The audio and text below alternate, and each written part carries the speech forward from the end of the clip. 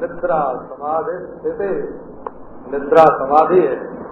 संचार पदयो प्रदक्षिण विधि, पांव से चलना प्रदक्षिणा है। स्तोत्राणि सर्वा गिरो, जो बोलते हैं वो स्तोत्र है। यद यद कर्म करो सब तदखिलम, वो सवाल।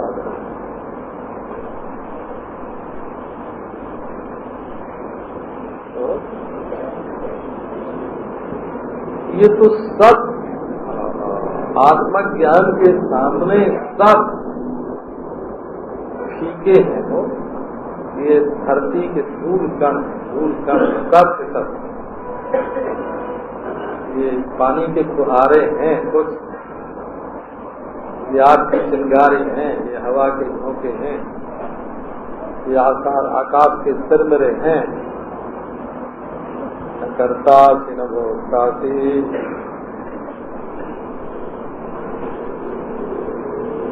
न कर्म है न भोग है। न कर्म तुम्हारे साथ जुड़ता है, न भोग तुम्हारे साथ जुड़ता है।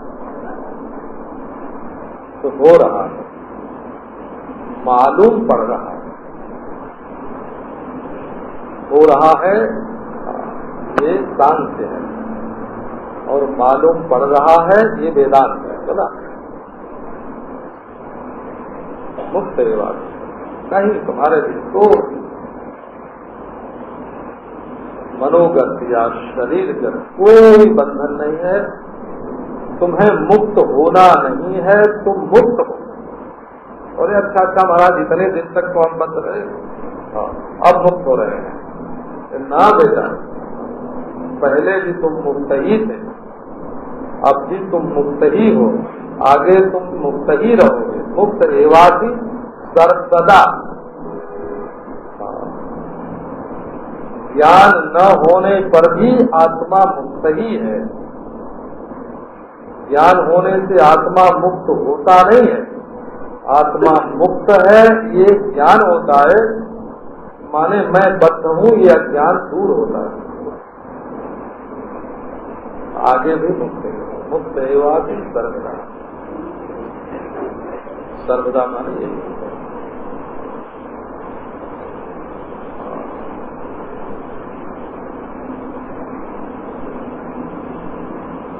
पापी की साधना है पुण्य कर्म का अनुष्ठान। गृहस्थ के लिए पाप को भी होता है, इसलिए पुण्य करना आवश्यक है। वासना मन में उठती है, इसलिए उपासना आवश्यक है। चंचलता होती है, इसलिए समाधि की आवश्यकता है। अपने लिए कुछ नहीं हो पाता है, इसलिए ईश्वर के आश्रय की आवश्यकता है। बड़े का सहारा लेने का ऐसा बड़ा चाहिए जो पाप में, पुण्य में, स्वर्ग में, नरक में, अच्छाई में, बुराई में हमेशा तुम्हारी मदद करे। अपने कर्म से जो उतरेंगे पार, तो फिर हम करतार तुम काहे थे। देखो हम सब जितने साधन है ना, उनको कुर्सी दे रहे हैं बैठने को। धर्म जी आप यहाँ बैठिए, उपासना जी आप यहाँ बैठिए, कुर्सी है सबको। और योगाभ्यास जी का आप यहाँ बैठिए, तो शरणागति जी आप यहाँ बैठिए। धर्म पुरुष है, एक पुरुष बैठेगा, फिर उपासना स्त्री है, एक स्त्री बैठे, फिर योगाभ्यास करिए पुरुष वो बैठे, फिर शरणागति जी, एक पुरुष एक स्त्री, एक पुरुष एक है ना। भारतीयों में ऐसी रिवाज है।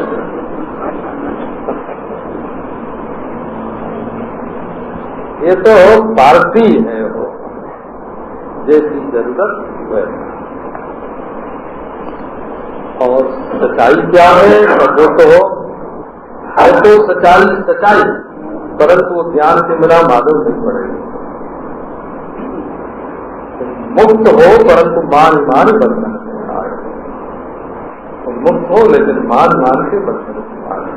सूरदास नलिनी तो सुबता कहू कौने जगरो, नलिनी के तोते को किसने पकड़ के रखा है?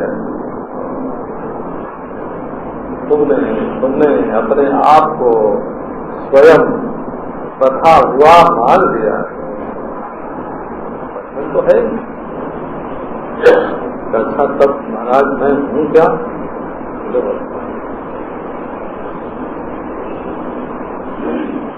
एको दृष्टासि सर्वस्य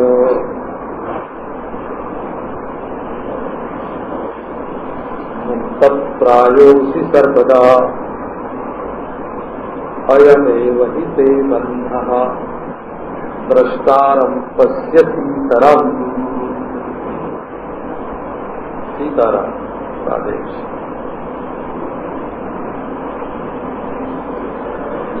निज गिरा पावन करण कारण राम जस। अपनी वाणी को पवित्र करने के लिए तुलसीदास राम जस का वर्णन करते। निज गिरा पावन करण कारण राम जस। अच्छा, अब एक बात पर आपका ध्यान है, श्लोक यही है वो दृष्टासी केवल इतनी बात कही जाती तो क्या फर्क होता, और सर्वस्य दृष्टासी कहा जाता तो क्या होता, और एको दृष्टासी सर्वस्य कहा गया तो क्या निकला? इसको हमारे पदकृत से बोलते हैं संस्कृत भाषा में। ये नहीं तुम लोग लेके किताब बांट लिया, कहा हमने पढ़ लिया, क्या पढ़ लिया कि शास्त्र पढ़ लिया। ऐसे नहीं होता है। देखो पहले देखो दृष्टा, तुम दृष्टा। दृष्टा का मतलब होता है कि जो देह को, इंद्रिय को,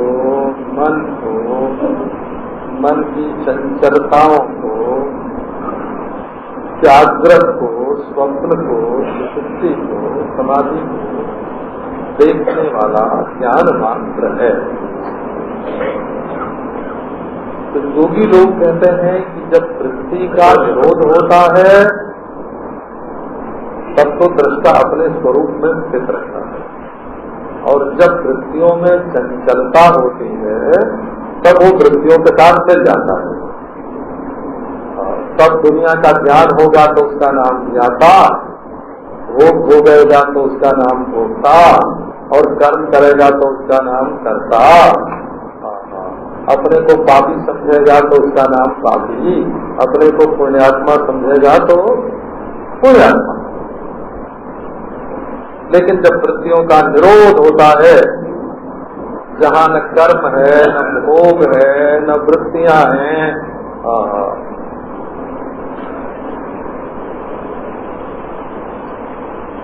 वहाँ का वहाँ दृष्टा है।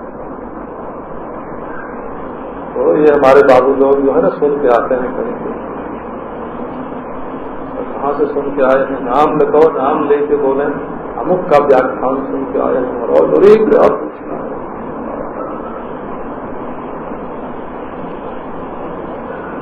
तो तुम दृष्टा तो हुए, लेकिन जेल खाने में बैठ के दृष्टा हुए। यदि तुम्हारा अंतःकरण का संबंध नहीं टूटा, मैं दृष्टा, दृष्टा अंतःकरण के जेल खाने में बंद होकर अपने को दृष्टा समझता है। कितनी देर तक मैं दृष्टा? वो देर कहाँ, देर वाली बात कहाँ रहती हो? देर तो माने काल का तो काल की तो कल्पना ही अंतःकरण में है। तो जब इतनी देर तक तुम दृष्टा रहे तो पहले थे नहीं और अब रहे नहीं, तो दृष्टा मर गया ना। हमारा दृष्टापना दिखता नहीं है। जब कभी विदेश में यात्रा करने तो जाता होगा ना, नरक में जाता है कि स्वर्ग में जाता है, कहाँ जाता है? तो इतनी देर तक दृष्टा रहा और बस कलेजे में बस इतनी दूर में बैठ के दृष्टा रहा है और जड़ से विलक्षण होकर दृष्टा रहा, देह इंद्रिय से विलक्षण हो, टिकाऊ मामला नहीं है, अभी सुना सुनाया दृष्टा। अच्छा देखो अब दूसरी बात, जो सर्वस्व दृष्टा, तुम सबके दृष्टा हो। सर्व माने होता है अनेक का समूह, जैसे बोलेंगे ना सब फूल, तो पीला फूल, लाल फूल, सफेद फूल और 100 फूल है तो 100 फूल, इनको बोलेंगे सब फूल। सब सब माने अनेक का समूह, तो तुम सबके दृष्टा हो, केवल एक देह के नहीं, स्त्री पुरुष पशु पक्षी जो भी मालूम पड़ता है, मिट्टी पानी आग, सबके दृष्टा हो। तो देह से अलग हुए ना, अंतःकरण के कैद खाने से छूटे, सबको देख रहे हो, सबको देख रहे हो, सबको देख रहे हो। एक बार की बात है, शेष दयाल गोयनका, रामपुर दास जी, घनश्यामदास जालाल, चारों जने कानपुर में एक ट्रेन में बैठे वृंदावन आने के लिए। चर्चा चली, ज्ञानी ऐसा होता है, ज्ञानी ऐसा होता है, ज्ञानी ऐसा होता है, ज्ञानी ऐसा होता है। घनश्यामदास जी और स्वामी रामदास दास जी दोनों चर्चा में प्रमुख भाग ले रहे थे। तो गुणों का वर्णन हो रहा था, वो ज्ञानी में ये गुण होते हैं, ज्ञानी में ये गुण। तो मैंने धीरे से कहा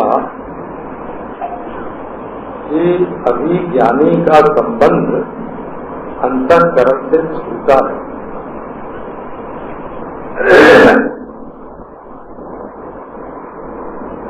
ज्ञानी अंतःकरण के गुण दोष को धारण किए बैठा है,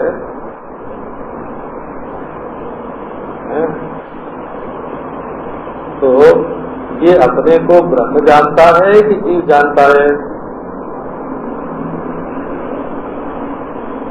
तो श्रेष्ठ दयाल जी बोले, रामपुरदास जी को देखो ये बड़ी सूक्ष्म बात है, तुम लोग मोटी बात बोल रहे हो और ये बड़ी सूक्ष्म बात बोल रहे हो। जब अंतःकरण के साथ संबंध बना ही हुआ है कि ये मन मेरा, ये बुद्धि मेरी, ये अंतःकरण मेरा, इनमें जो गुण दोष है सो सब मेरे, तो ज्ञानी की स्थिति क्या है? जब शास्त्रार्थ हुआ था आत्मानंद जी के साथ, तो फैसला मैंने लिया था। पुष्कर वाले आत्मानंद जी हैं, मैं कैसे समझता हूँ उनका ये हुआ कि साइंटिफिक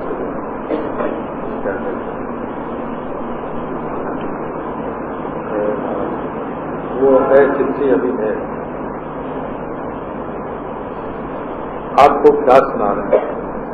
सर्वस्व दृष्टा, तुम एक अंतःकरण के दृष्टा नहीं हो, अंतःकरण के द्वारा जो कुछ ज्ञात होता है, एक कीट से लेकर के ईश्वर पर्यंत जो अंतःकरण से ज्ञात होता है, और उसको ज्ञात करने वाली जो अंतःकरण की वृत्ति है, और उस वृत्ति में जो अभिमानी बैठा है, कीड़े से लेकर ईश्वर तक, तृण से लेकर प्रकृति तक, जितनी भी ज्ञान वृत्ति अंतःकरण में उदय होती है और उसमें जो जो विषय भासते हैं और उसका जो भी अभिमानी है, उसके तुम दृष्टा हो।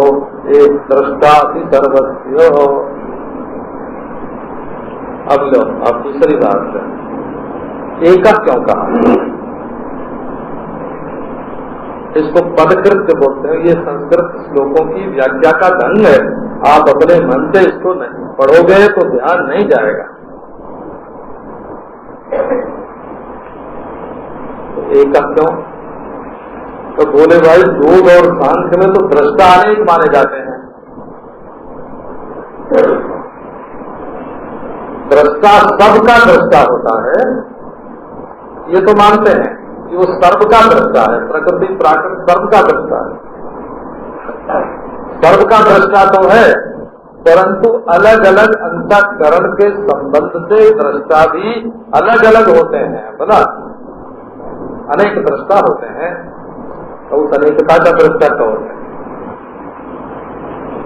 जब दृष्टा ही अनेक हो गया तो देखो, दो दृष्टा के बीच में या तो पोल होगी, देश होगा, या तो एक दृष्टा पहले एक पीछे होगा, काल होगा, या एक दृष्टा में कोई दूसरी विशेषता होगी, दूसरे दृष्टा में दूसरी विशेषता होगी।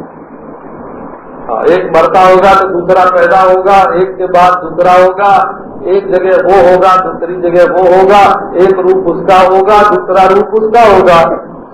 तो जन्म करण मरण अंतःकरण आदि के भेद से दृष्टा में जो औपाधिक भेद की कल्पना है वो झूठी है, एक ही दृष्टा है। अब देखो, अब एक बात इसमें और जोड़ देते हैं।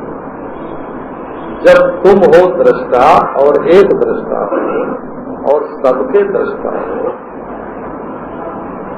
तो ये जो सब है वो क्या है? जितना भी सब है दृश्य, और वो दृश्य के अत्यंताभाव के अधिकरण दृष्टा में ही भाग रहा है, इसलिए दृष्टा सत्य है, दृश्य मिथ्या है। कहानी का नाम वेदांत नहीं हो, पंचदशी और विचार सागर और प्रक्रिया की पुस्तक और ये तत्वानुसंधान और ये वृत्ति प्रभाकर, ये वेदांत के कटहरे हैं। कटहरे आप जानते हैं, जैसे क ख ग घ जैसे बच्चे को पढ़ाते हैं, ये ABCD है वेदांत के।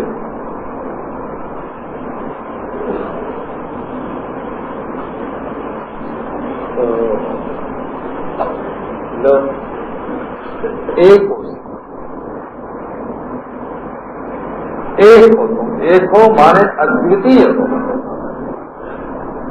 अद्वितीय ब्रह्म होगा उसका। दृष्टासी सर्वस्य दृष्टा असी, एक दृष्टा है, एक माने अद्वितीय, एकमेवाद्वितीय, तुम्हारे सिवाय और कुछ नहीं है।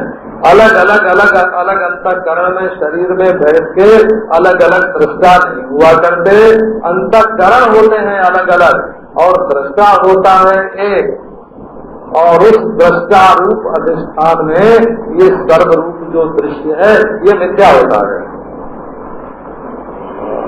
अच्छा, ये मत समझना ये कोई साधुओं का ज्ञान होगा बोला। ये राजा जनक को अष्टावक्र उपदेश कर रहे हैं, उसके बाद जनक ने राज किया है बोला। राम को वशिष्ठ जी बता रहे हैं और राम जी ने तो ब्याह किया हो वेदांत से। अर्जुन को कृष्ण बता रहे हैं और वेदांत सुनने के बाद उसने वो मारामारी की है महाराज। अश्वपति राजा थे। ये वेदांत की विद्या जो है श्वेत केतु के पिता आरोही गृहस्थ थे। मैत्रेय को उपदेश करने वाले जाके गृहस्थ थे। आप लोग डरिए नहीं, इंद्र भी गृहस्थ ही है, उनके इंद्राणी तो ही बेटा भी है जैन। आप लोग डरिए मत, ये समझिए, ये समझने की वस्तु है। एको दृष्टाति सर्वस्य मुक्त प्रायो भी सर्वदा। क्या कहते हैं? जिस समय तुम अपने को पापी समझते हो, बुरे आत्मा समझते हो, जिस समय तुम अपने को सुखी दुखी समझते हो, जिस समय तुम अपने को बद्ध समझते हो, उस समय ही तुम मुक्त मुक्त प्रायोसी अर्थात बंधनावस्थायामपि बंधनानुभूतावधि मुक्त प्रायोसी। भले तुमको मालूम न पड़ता हो लेकिन तुम मुक्त हो।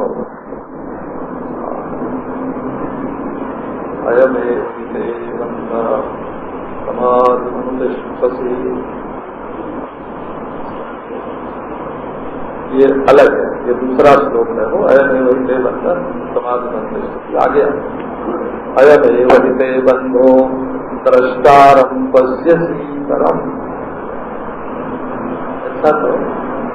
ऐसा एक बात आप लोग ध्यान में रखो कि यदि समझ में कोई बात नहीं आती हो तभी आप उसको एक बार, दो बार, चार बार जब सुनोगे तो वो समझ में आने लगेगा। हम लोग साधु लोग भिक्षा मांगने जाते हैं ना, एक घर में मिलती है, एक में नहीं मिलती है, एक में मिलती है, पर जब दो चार बार उस मोहल्ले में जाते हैं तो जो लोग भिक्षा नहीं देने वाले हैं उनके मन में भी कभी देने की आ जाती है। तो ये जो शास्त्र है ना, ये एक बार सुनने पर अगर अपना अर्थ न दे तो इसको बार बार सुनो। बार बार सुनने से इसके अर्थ का प्रकाश हो जाएगा। ये मत समझो कि आज ही। एक बार एक आदमी को मैंने समझाना शुरू किया, 3 घंटा लग गया बाबा। तो किसी ने जाके उड़िया बाबा जी से कहा कि वो 3 घंटे से बकवास कर रहे हैं। एक आदमी आया है कोई अलीगढ़ से, है ना, प्रोफेसर है, 3 घंटे से उसको समझा रहे। उठ के महाराज अपनी कुटिया में से आ गए हमारे। तो हम लोग तो उठ के खड़े हुए, हमारे तख्ते पर आके बैठ गए और बोले, हाँ देखो, बोलते थे बहुत करके, क्या बेवकूफी है तुम्हारी समझ में जो बात 20 बरस में आई उसको तुम एक दिन में समझाना चाहते हो, इसको बताओ।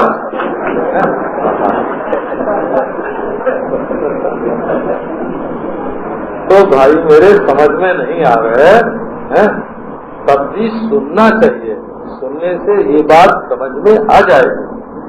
आपके दुख को मिटा देती है, आपके सुखी बने के अभिमान को मिटा देती है, पाप को मिटाती है, पुण्य को मिटाती है, संबंध के बंधनों को मिटाती है, आपके मन की वासना से, चंचलता से बिल्कुल अलग कर देती है। ये तो साक्षात जीवन मुक्ति परमानंद है। ये स्वर्ग में जाने की विद्या नहीं है, न वैकुंठ में, ये समाधि लगाने की विद्या नहीं है, ये तो बिल्कुल नगद भाग है।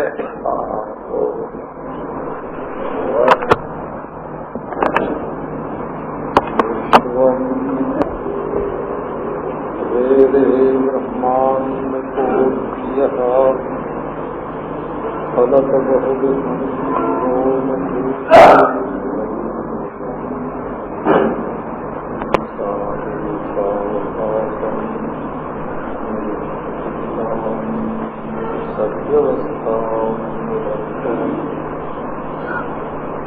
रक्ता भक्ता रक्ता विदसत सकले सत्कले निष्कले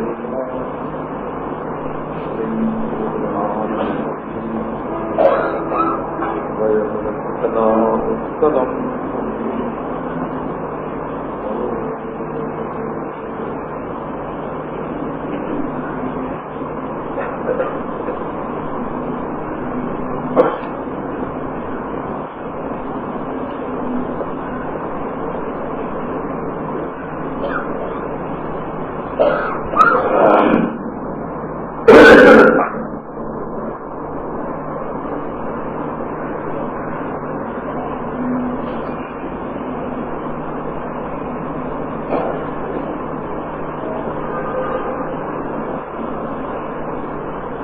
जो लोग पंचभूत से सृष्टि मानते हैं उनके मत में भी ये शरीर पंचभूत का कार्य है।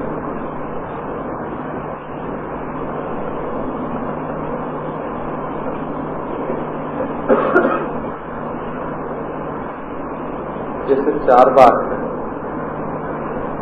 चार भूत मानता है, मिट्टी, पानी, अब आसमान को नहीं मानता, आकाश को तत्व नहीं मानता।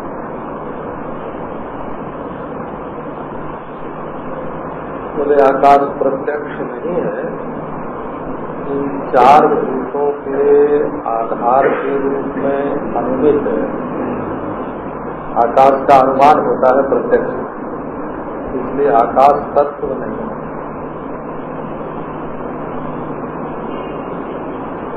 और इन चार भूतों के आनुपातिक मिश्रण में चेतना उत्पन्न हो जाती है। और जब ये मिश्रण समाप्त होता है तो चेतना भी नष्ट हो जाती है। शरीर के नाश के साथ ही साथ चेतना का नाश हो जाता है।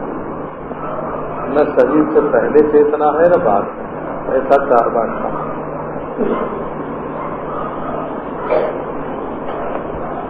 वो भी हमारा एक दर्शन है। न्याय वैशेषिक का मत है कि मिट्टी, पानी, आग, हवा, इन चारों के तो परमाणु होते हैं और आकाश के परमाणु नहीं होते। और परमाणु होते हैं निरवय, उनमें कोई हिस्सा विस्सा नहीं होता।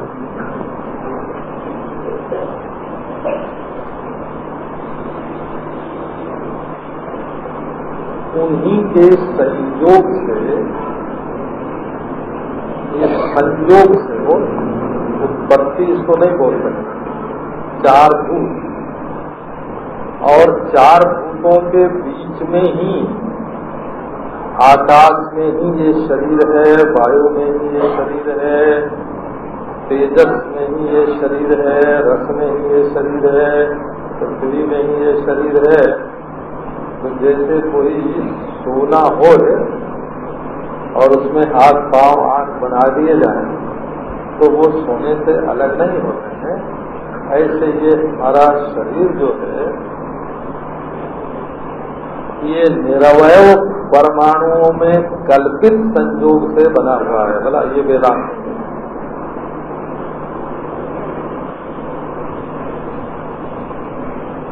अविद्या मनसा कल्पिता से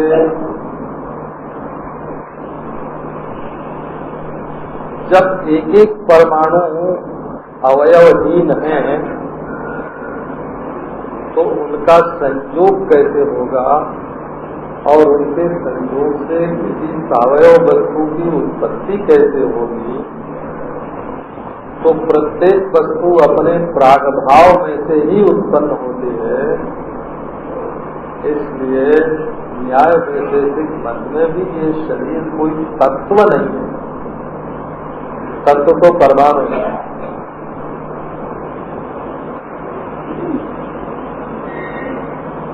तो सांख्य और योग के मत में भी इस शरीर की कोई कीमत नहीं। प्रकृति से पंचभूत पर्यंत तो कार्य कारण भाव होता है। पंचभूत में ये शरीर जो है ये कल्पित है, ये शरीर तत्व नहीं है।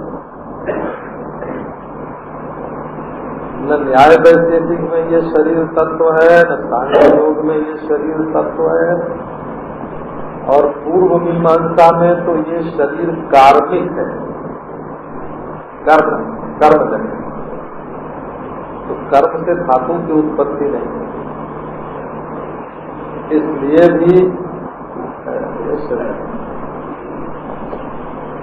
भक्ति सिद्धांत में भी ये शरीर तत्व है।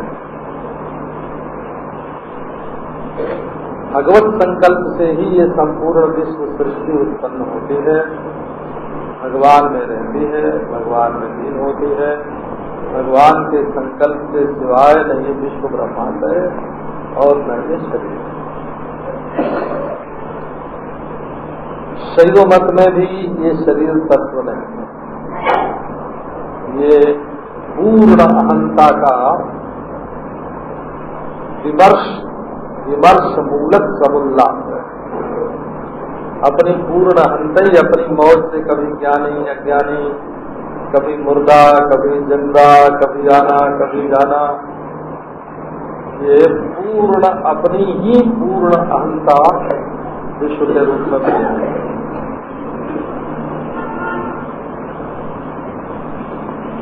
अद्वैत वेदांत के मत में तो ये शरीर और ब्रह्मांड और कोटि कोटि ब्रह्मांड एक ऐसी वस्तु में भाग रहे हैं जिसमें इनका अभाव है।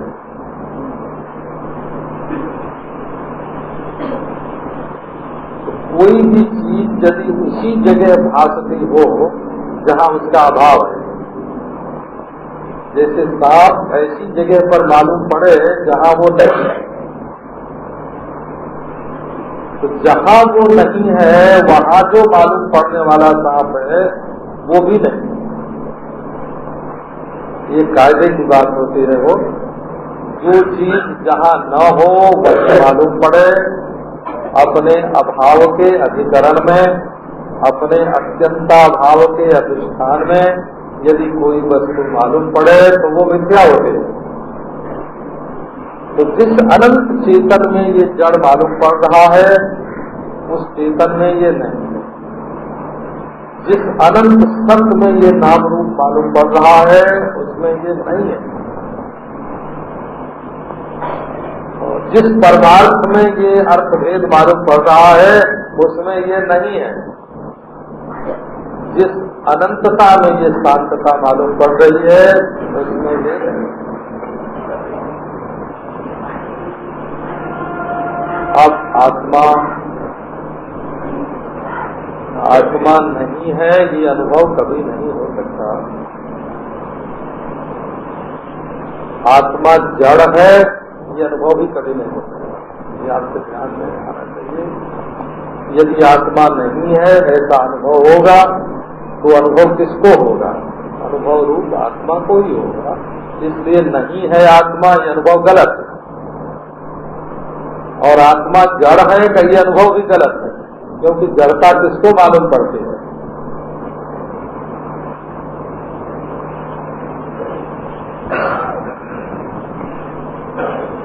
तो ये है तुम्हारा अपना स्वरूप।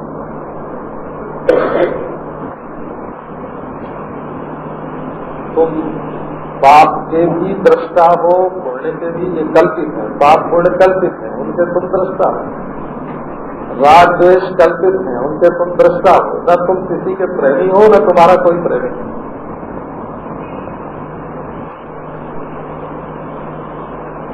ईश्वर की जो प्रेमी प्रियतम बनता है वो माया से बनता है बड़ा। ये उसकी माया है, प्रियतम बनता है। क्यों? लोगों की नजर अपनी ओर खींचने के लिए प्रेमी बनता है। तो क्यों? तो लोगों की नजर अपनी ओर खींचने के लिए। वो गरीब बन के भीख मांगने के लिए आता है, तुम्हारी नजर अपने ऊपर पड़ने के लिए।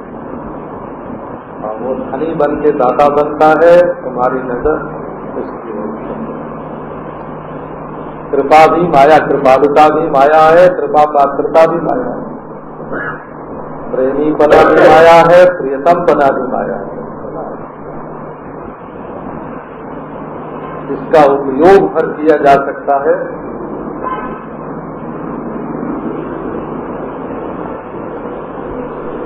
केवल इसका उपयोग होता है, इसमें सच्चाई नहीं है, बिल्कुल सच्चाई। मुक्त प्रायो से सर्वदा।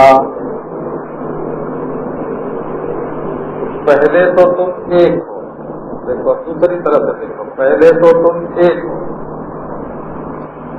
एक हो माने तुम्हारे बिना दो है ही नहीं। एक का मतलब यह है, एक माने गिनती में आप लोग जानते हैं ना, एक माने वो गिनती जिसके बिना दो नहीं हो सकता।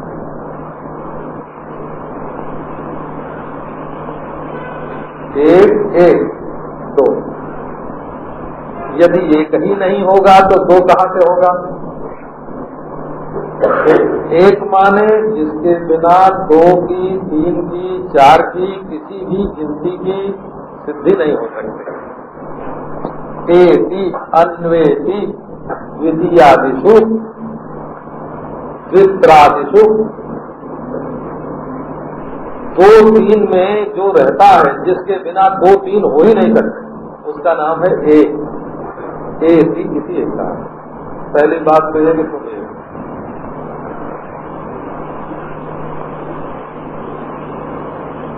ये तो सबके माने छोटी अक्ल वाले की भी समझ में ये बात आवेगी कि एक उसको कहते हैं जिसके बिना 2, 3, 4, 5, 100, 1000, लाख, करोड़ कुछ हो ही नहीं सकता, उसका नाम होता है। तो पहली बात तो यह है कि तुम एक हो। मेरे प्यारे, तुम दुनिया में एक हो, तुम्हारे जैसा कोई है ही नहीं। लासानी हो तुम, अनुपम हो तुम, तुम्हारे जैसा कोई और है ही नहीं। तुम्हारे बिना और कोई है ही नहीं। मर जाएंगे सब अगर तुम नहीं हो। वो एक। अब प्रश्न हुआ कि तुम दृष्टा हो, एक है। प्रश्न हुआ कि तुम जड़ हो क्या? मान लिया मैं एक हूँ, लेकिन मैं जड़ हूँ। तो जड़ता को काटने, अनेकता को काटने के लिए एक, और जड़ता को काटने के लिए दृष्टा। तुम जड़ नहीं हो, चेतन हो। तुम अंधे नहीं हो, आंख वाले हो। तुम एक हो और देख रहे हो। तो भाई कोई दूसरा होवे तो, कोई दूसरा एक होवे, वो जड़ होवे, सन्मात्र होवे। बोले नहीं, वो सन्मात्र नहीं है, दृष्टा चिन्मात्र है। अच्छा, तो कोई दूसरा होवे।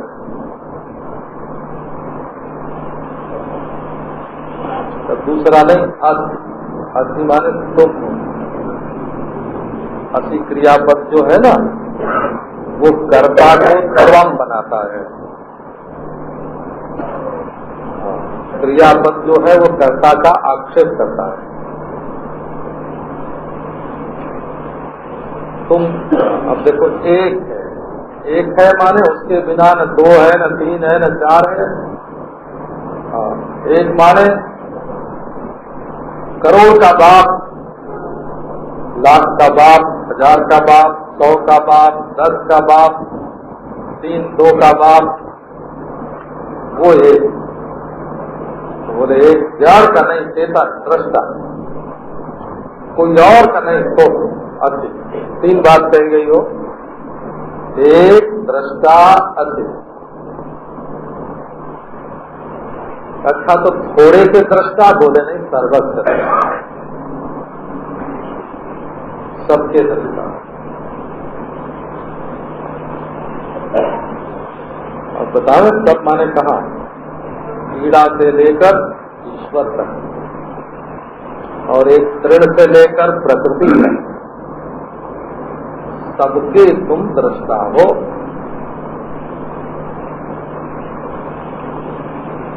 बदलने वाले का नाम सर्व है। हो सरक, सड़क बहती है, जैसे सड़क बहती है ना,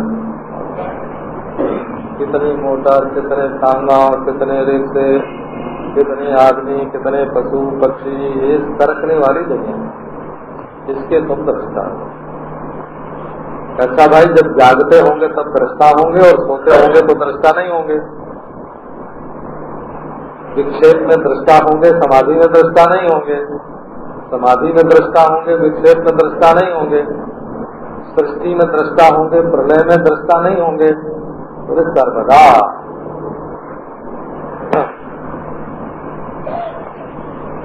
इसको आक्षेप की संगति बोलते हैं। संस्कृत भाषा में अर्थ लगाने की जो प्रणाली है, एक अक्षर भी व्यर्थ नहीं होना चाहिए। यदि हमारी उन्हीं में से कोई आधा अक्षर कम कर सके, ये बोलने की कोई जरूरत नहीं है। तो हमको कितना सुख मिलेगा, बोले जैसे हमारे घर में बेटा पैदा हो गया। अर्धमात्रा लाघवे न पुत्रोत्तमम मन्यन्ते वैयाकरणा। हम जो एक एक शब्द बोलते हैं उसमें से एक मात्रा भी व्यर्थ नहीं होती। आपको सुनाया एको का क्या मतलब है, क्या प्रयोजन है, दृष्टा का क्या प्रयोजन है, अति का क्या प्रयोजन है, सर्वस्व का क्या प्रयोजन है, और सर्वदा का क्या प्रयोजन है। अब देखो फलितार्थ सुनाते हैं।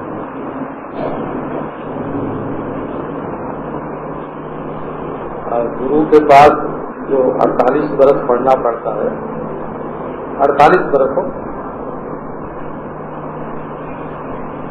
48 वर्ष गुरु के पास पढ़ो तब संस्कृत भाषा की शैली मालूम पड़े कि ये कैसे बोलते हैं।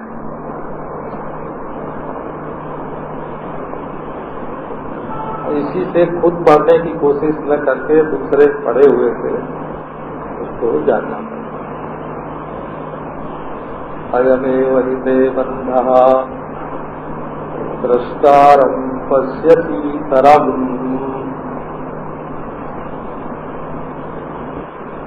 तुम्हारा बंधन क्या है?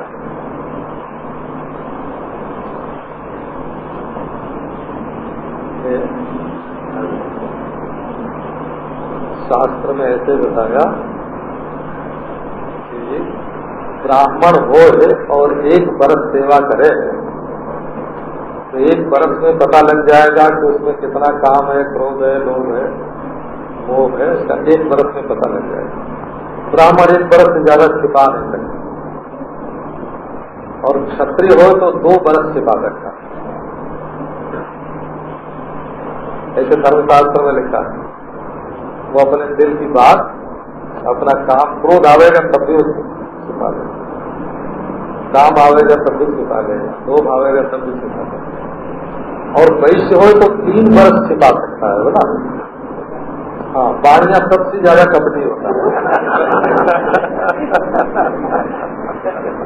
क्योंकि उसको बचपन से ही अपने व्यापार की बात छिपाने का अभ्यास होता है, और उसके माँ बाप सब छिपाते ही तो रहते हैं।